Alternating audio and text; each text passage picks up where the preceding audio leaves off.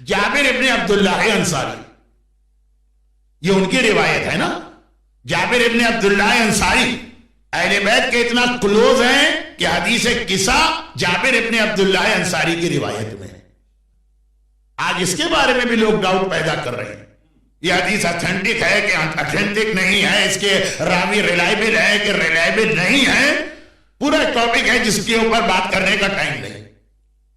اور دوسری جانب اہل بیت سے اتنے کلوز ہیں یہ کہ حدیث قصہ جو شہزادی کی حدیث ہے وہ جابر کے تھرو ہم تک آئی.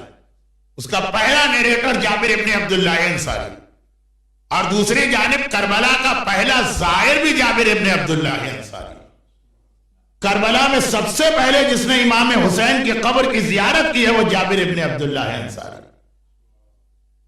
اور جو دنیا میں پہلی اسلامک اسٹیٹ قائم ہوئی مدینے میں، اس کے کریشن میں بھی سب سے اہم رول جابر ابن عبداللہ انصاری کا. جو لوگ اس سال حج پہ گئے تو وہ جو بڑے شیطان کے قریب راستے کو ایکسپینڈ کرنے کے لیے وہ جو وہاں کی ماؤنٹین یا ہل کو کاٹا گیا تو ایک چھوٹی سی مسجد جس کا نام مسجد بیعہ مین روڈ پہ آ گئی، جس کے پہلے کوئی زیارت نہیں کرتا تھا.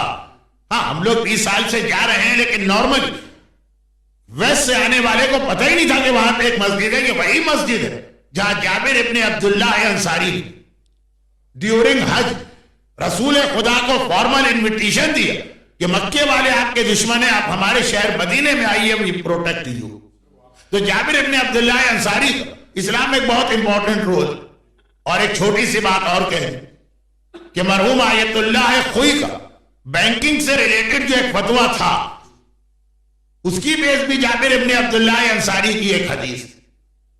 اور جابر ابن عبداللہ انصاری وہ پہلے آدمی جنہوں نے اسپاؤس کا سلیکشن جب کیا تو رسول اللہ نے کہا کہ جابر تم نے بہت ہی سینسیبل اسٹیپ اٹھایا ہے، اور بہترین مومن وہ جو شادی کرتے وقت صرف پریزنٹ کو نہ دیکھے بلکہ فیوچر کو بھی دیکھے.